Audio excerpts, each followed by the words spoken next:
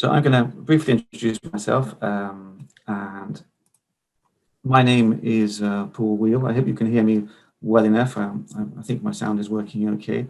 And as Ingrid already mentioned, I work for a graduate engineering school and research institute in the south of France called École des Mines de Saint-Étienne, which is a 200-year-old institution which trains engineers for France and for the rest of the world. Today, I'd like to thank Maciej Markowski for being with us in the breakout room. I cannot see him in my list, but I'm sure he's here. I hope he's not got lost. He's going to be. Thank you, Maciej. That's great. We're very lucky to have Maciej with us, and he's going to be monitoring the questions in the chat. So feel free to make a note of any suggestions or questions you'd like us to address during my talk, and we should have at least 10, maybe 15 minutes to do a question and answer session at the end of my brief presentation. So I'm going to tell you my story about CeQuint, as I was fortunate to have been the project manager for CeQuint certification a couple of years ago in my school, engineering school, a project that took up around 18 months of my life, of my entire life, nearly. It seemed that way at the time anyway, from my initial readings to actual certification for our Masters in Engineering program. Now, I discovered CeQuint in the summer of 2016, and I'd like to say it was love at first sight. That may be a slight exaggeration. Having said that, what I really did like about CeQuint, and it's something that Eva Werner touched on in her presentation, CeQuint does not provide a list of internationalization checklists. There are no minimum international staff to student ratios. Those of you who may work in business schools may recognize some other quality assurance labels and certifications that do require these things. There are no minimum periods of study for students abroad or for staff mobility. And there's no minimum percentage of classes that need to be taught in English. And classes taught in English, in my opinion, is often confused with internationalization. It's not, in my opinion, it's a means to an end, but it's certainly not the end itself. So basically, as Eva already mentioned this morning, CeQuint does not provide any universal recipe for success or for successful internationalization. And it's the freedom that I really liked about CeQuint when I first learned about it back in the summer of, or the autumn of 2016. Having said that, by the winter of that same year, I guess my holiday romance was hitting the rocks, and I soon came to realize that the worst thing about CeQuint was also that it did not tell us what to do or give us any specific recipes of success in order to improve the quality of our program's internationalization. Unfortunately, we had to work it all out for ourselves, and I guess that's when the real work began. But as you've seen already this morning, the CeQuint frameworks are there to help. And there's also a guide both to the framework and the terminology that's used. As you can see on the screen, you've already seen them this morning. And these help you to structure and to prepare your own in-depth self-evaluation report of the program that you want to certify for CeQuint. Now, as Maciej mentioned before, you can download these guides and the self-evaluation template freely on the ECA website. There's a link below.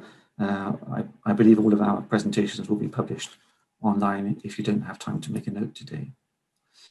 Now, Eva has already mentioned that repetition is a pedagogical act. I'm afraid I'm going to repeat in my own words one or two things that she has already said this morning.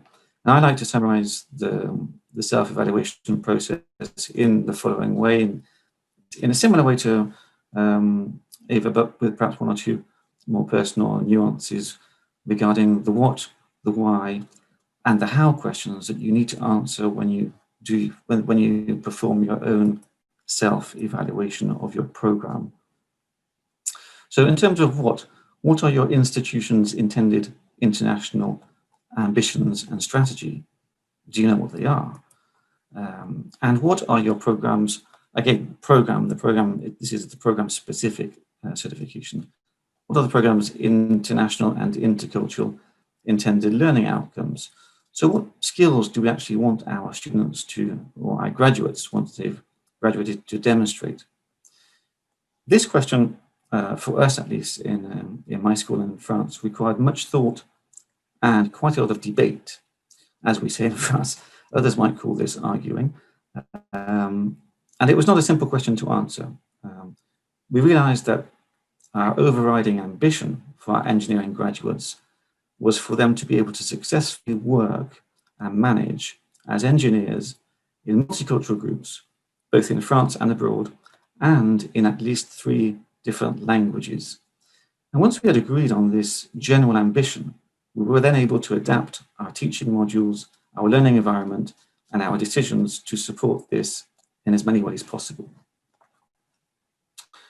Regarding the why, well, why did we actually choose these learning outcomes, and do they impact our graduates' careers?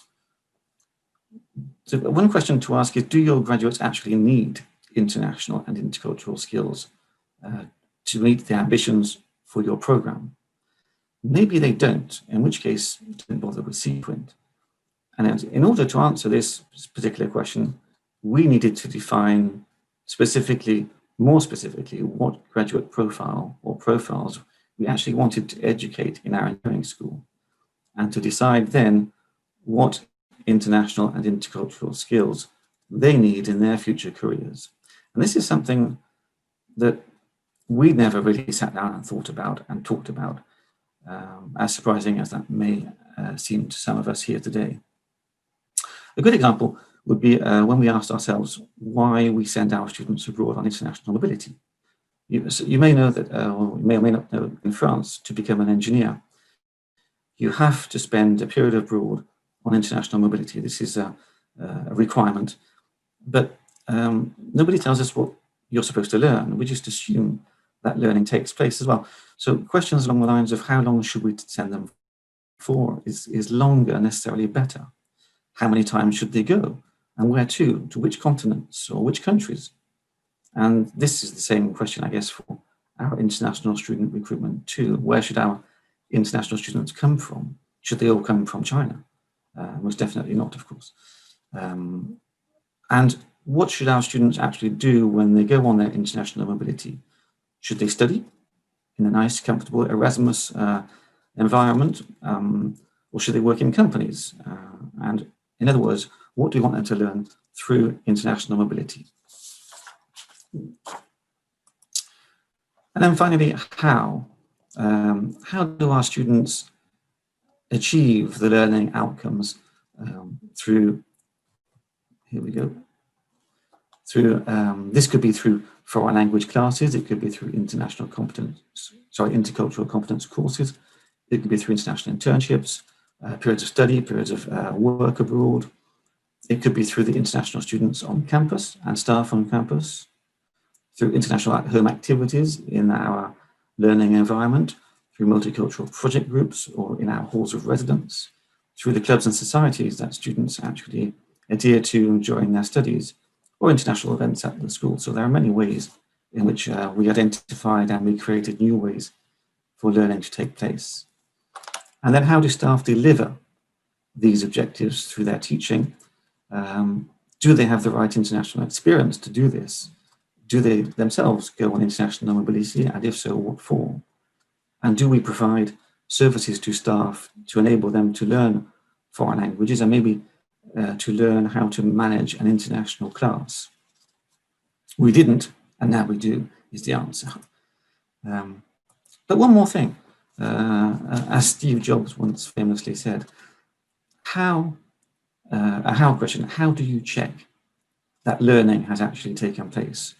Or perhaps more importantly, do you check that learning has actually taken place? And this was certainly not always the case for us. And again, a good example here would concern our students' international mobility objectives, and in particular, how we assess their international and intercultural learning when they return to France. Well, to be honest, we didn't really, before CeQuint, assess their learning, that learning had actually taken place, because we didn't actually really define what learning we wanted them to pick up by going abroad. And CeQuint made us realize that we need to know what we want them to learn through going abroad, and we need to check that learning has taken place once they return.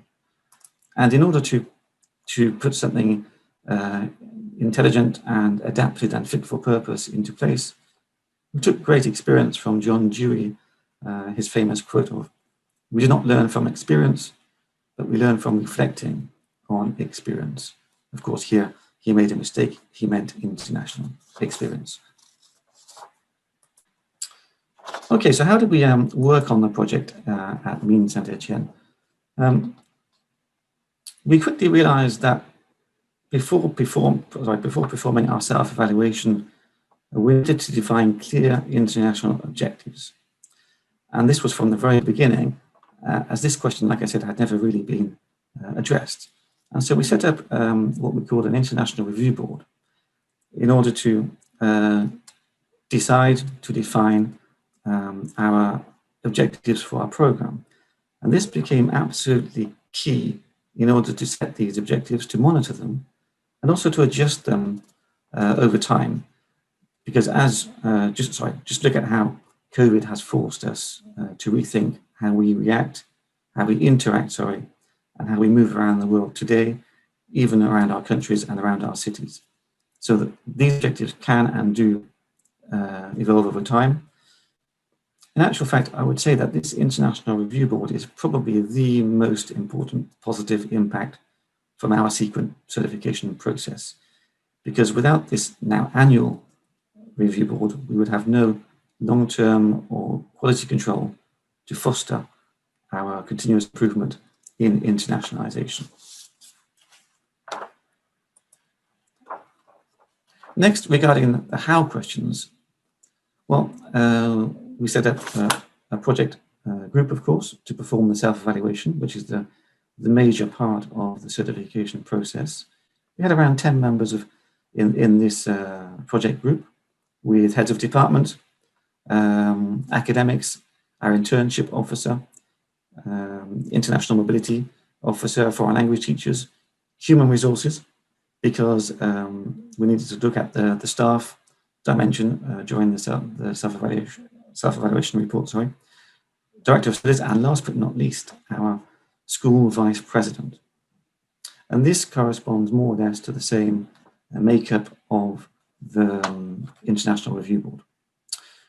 We organized separate meetings, and each meeting was planned in order to analyze one of the 5 international standards in the CeQuint self-evaluation template, and with the objective to identify our current strengths, our current weaknesses, and to suggest improvement actions for each standard and the 3 sub-criteria in each of the standards. From this, a 20-point action plan naturally emerged from the weaknesses we'd identified in our self-evaluation process, and several of which put in place new measures in order to check that learning had actually taken place. So I said the CeQuint project took around 18 months for us. I'm just going to quickly go through the dates. From April to July 2017, we performed the self-evaluation, which led to our action plan in September, which was approved by the executive committee of the school. In November, we set up our first International Review Board, which needed to be done in order to be able to have overriding international and intercultural objectives, and to be able to perform and highlight them in our self-evaluation, which we managed to do in March 2018. We filed our application. The application itself, the self-evaluation report, is around 40 or 50 pages, but with a large section of annexes to prove, to provide evidence of what we'd say we did in the report. 3 months later, we had our on-site audit by 5 international experts over 2 days. And by November of that year, we were awarded our certification and 2 mentions of good practices, both for the learning environment and for our services to students. And this is something that we were very proud of and had a very positive impact on my team at my school, because it's one thing us telling, or me telling them that they're doing a good job, but it's something else having an external panel of experts saying, you guys, you do a good job. So that was a very rewarding process. And here is a proof of our certification. We don't really have time to go into the standards here today, but those questions that I've addressed previously all correspond to those 5 areas that Eva also mentioned and Maciej also mentioned, so I don't want to repeat myself too many times here. But there was one more thing I wanted to add. I said that CeQuint provides no recipes for success, but there is some good advice here, and this is from one of the guides. Just on the CeQuint website itself, all good practices, I think this is one of the questions in the chat, all good practices that are identified by CeQuint certified institutions are published online. And this is in order to give advice to future institutions who wish to improve their internationalization. I'll just read 1 or 2 here. Staff is trained to ensure that students from the same nationality or ethnicity do not stick together. Students reflect on intercultural differences that present themselves during classes. All good common sense, but things that we could actually put into practice more formally if we think about them. Well, I think I finished my brief presentation this morning. I hope that's given you a taste for CeQuint program certification. And if Maciej would like to join us, yes, here he is. And we would like to deal with any questions you may have or comments. Thank you very much, Paul. There are some questions coming up, and if you would be kind enough to answer some of them are tricky, so I'm pretty sure that you will handle it. That's why you're here, Maciej. That's true. Okay, so basically, the first 2 questions, I would put them in one batch. So do you have to be, and to what extent do you have to be able to refer at your self-evaluation to the institutional level, from like when evaluating the program? And the follow-up question is, are the action plans part of your self-evaluation? The institutional level certification kind of scares me a little bit. I'm beginning to understand it a bit better now.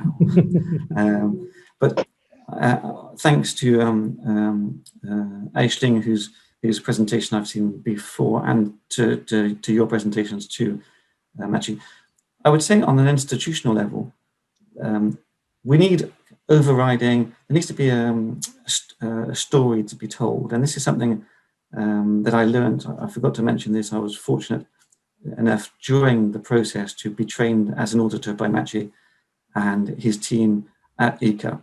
And what I remember from this is we need to tell a coherent story in our self-evaluation. And the beginning of the story is, I wouldn't say it's not religious, but there needs to be some kind of overriding ambition at an institutional level for internationalization. And if there's not, at program level, then there's going to be a lack of coherence and perhaps a lack of stakeholder support internally and externally. So although there is a minimum, I think this was the question that was asked, I think there is certainly a minimum requirement to refer to the institution's international objectives. The main 80 or 90% of the program level certification is based on what the program does and how it actually educates the students on the program. So there is a little institutional level, but it's very, very program specific. And something I didn't actually mention, maybe it was kind of indirectly clear, CeQuint is certainly not an end. It's more of a beginning. It feels like a beginning. We've put in place steps to improve our quality assurance through our International Review Board and other aspects, and it's enabling us to continue our improvement and also to adapt to the evolving situation that nobody had expected before. All right. I'm not sure if that answers the question, but there was a second one, wasn't there, Machi? Yes, I think that was the, and I think that just to summarize and from the perspective, to give some extra information from the perspective of the auditor. As Paul said, definitely there needs to be some kind of anchor at the institutional level, something the program refers to, some overarching policy or strategy. Of course, the situation at the program level is much different than the situation at the institution level, where we really evaluate the effectiveness of implementation of the internationalization strategy at different levels of the institution and in different aspects of the institution. So I would treat the reference to the institutional level as such from the program level more as an anchor and more as a reference point, which of course then is translated into all kind of support measures, because program can be very independent, can be very autonomous, but in the end it also consumes the resources of the institution. So we do have to make sure that those resources are in place in order to facilitate and provide the support that is needed to work with this with the quality of internationalization. Okay, so moving on to next question. I think that there is a question to me that says how long the recognition is awarded. So the certificate is awarded for a 5 years period. And after that, if you would like to maintain it, you have to reapply for the certification again. There was a question actually regarding the action plan. I think you asked if the action plan was part of the certification process. Is that right? Yes, exactly. I thought that you answered that. No, I don't think. I think I answered a different question. But the action plan, I think, it's not something that's required. It's not like I said, as everybody said. It's very descriptive and not prescriptive. But because I'd been to the auditor's training at ICA on CeQuint, I realized that without an action plan, without 2 or 3 very, very important improvements, there was no point applying for CeQuint, because there were things that I knew we didn't do. And it was actually going through the self-evaluation process itself that made me realize that if we didn't put in place some areas of checking that learning had taken place, among other things, then there was no point applying for CeQuint. So indirectly, yes, it was part of the process. It was obligatory, mandatory, but it wasn't requested by CeQuint. It was requested by me in our continuous improvement. Okay, then we have a super interesting question from Andreas regarding the process itself, and if there have been any conflicts between the different stakeholders group, and what were the conflict and how did you handle them? How did you solve them? Well, the answer is yes, of course. As I said, we debated this, or we argued about this, and we needed to. I'll give you one example: the international mobility question. We decided, because our engineers tend to need, one of our key qualities is agility that we want to instill in our engineers as when they graduate. This is part of our pedagogical objectives, and so the idea of agility and internationalization tied in very well with international mobility. And instead of sending our students abroad for 6 months or a year, we decided it would be better to study, for example, in a comfortable environment, it would be perhaps better they would learn more from doing 2 mobilities, but shorter ones, one in a company, alone, having to fend for themselves, and one studying. Now, this was a very hard pill to swallow for our internship officers, because making it mandatory for students to find an international internship made his job and his team's job more difficult. So there was some resistance here, but as in any democracy, we needed to come to a consensus, and once we had the right people around the table and a representative from each of the stakeholders from the school, we decided on a way forward, and one or two may have disagreed, and one or two may still disagree today.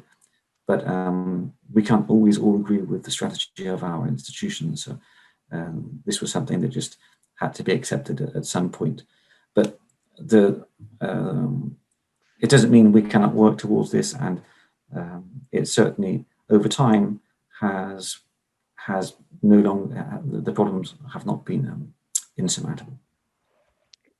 Great. I think that we have still 2 minutes, and if you could, there is a really great question for you to share your good practices that you bragged about a little bit earlier, because there is a question from Elizabeth. Could you give us some examples of how you embed internationalization in teaching and learning besides physical mobility? Yes. There